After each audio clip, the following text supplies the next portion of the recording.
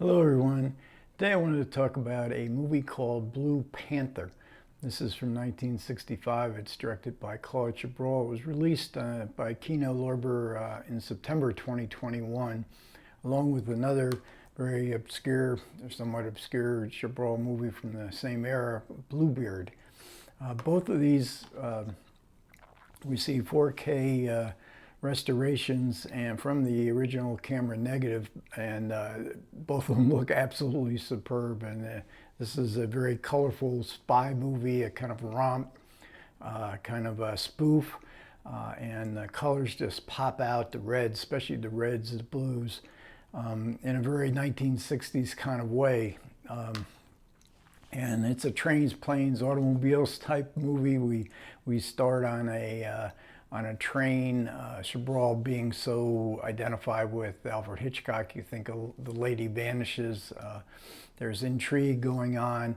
The Blue Panther is a piece of jewelry, which is sort of the MacGuffin of the film. And this young girl sitting in a train eating her lunch. Stranger sits down opposite her and gives her take care of this Blue Panther, and surreptitiously passes it over to her, which she just puts in her pocketbook.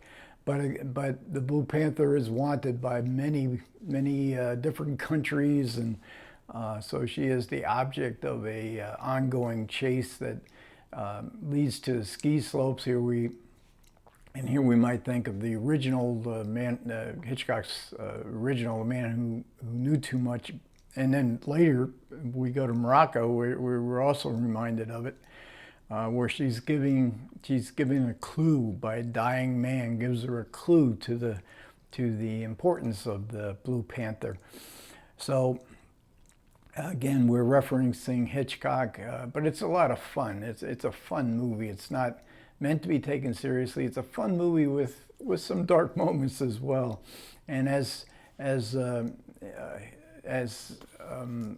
Chabrol references Hitchcock, but he also references his other great master, Fritz Lang, throughout the film. I'm reading Patrick McGilligan's great biography of Fritz Lang at the moment, and in 1921, Fritz Lang made a film called, I think it was called Spiders, and the translation was a big hit. It was sort of a serial kind of film, and when I was reading the synopsis of it, it sounded like it had a very similar tone to the Blue Panther, but also not just referencing Lang or Hitchcock in kind of narrative sense, but also in the film language. This is a film of mise en scène, you know. I mean, it's just full of things to look at. Film language, using a moving camera, the point of view. So even though one might think this is just a commercial knockoff, but especially for Claude Chabrol fans, there's a lot here to be entertained by. And it's based on a series of novels called Marie Chantal versus Dr. Ka. And but it's basically just taking the character of Marie Chantal, who is very plucky. She's unfathomable, unflappable. Nothing seems to bother her. She looks like she sounds like she's an airhead. She looks like she's petite, but so then we see judo moves and we see her outsmarting the villains. She's always got a gun, it seems, up her sleeve, and she's played by Marie Laforêt, and I thought I had never seen her before, and she's just terrific, and it's so much fun. I thought I had never seen her before, but she actually played Marge in her debut film in Purple Noon, the Alain Delon, the version of the talented Mr. Ripley back in 1960. And she has sort of an Audrey Hepburn kind of look to her, real big eyes, and she was in fact a pop singer of some renown. And doing a little bit of research, I found out that she was the one who sang the French versions of Blowin' in the Wind and Peter, Paul and Mary, folk music hits in the U.S. in the 1960s.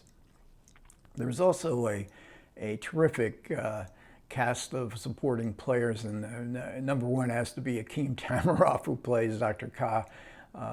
He's introduced in this giant, almost close-up that sort of thrusts himself right in your face.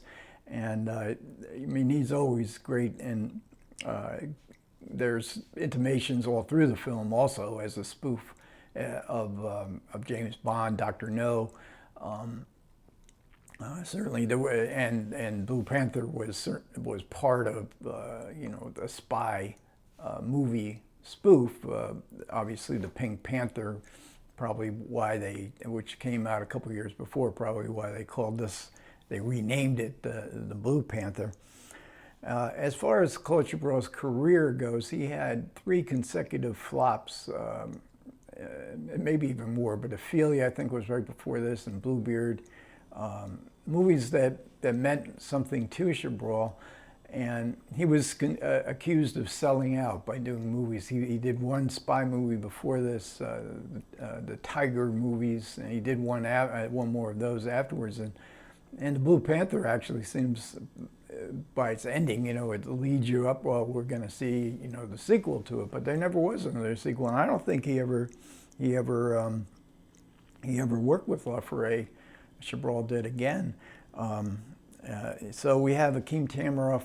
We have Charles Denner, and Charles Denner played Bluebeard.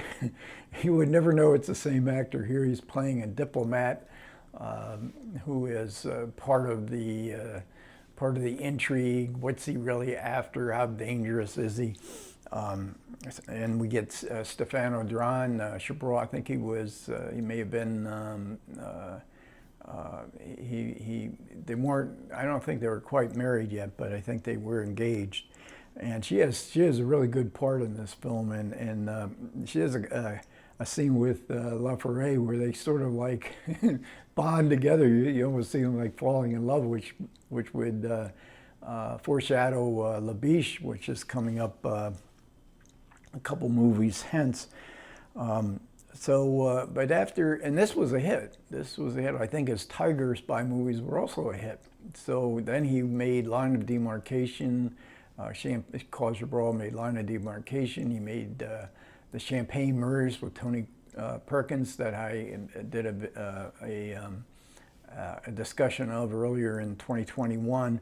And then he would start with Labish. I think he starts his great period through about 1975, of which none of these films are available on Blu-ray, which I mentioned in my previous videos. And then there's a really good commentary by Howard Berger, Steve Mitchell, Nathaniel Thompson. They talk a lot. They analyze the film, the mise-en-scène. They talk a lot about Joe Losey, Joe Losey made a spy movie with a female lead, and Monica Vitti in Modesty Blaise. I haven't seen Modesty Blaise in a long time, but it sounds like a film. After watching Blue Panther, it's a film I really want to get to see.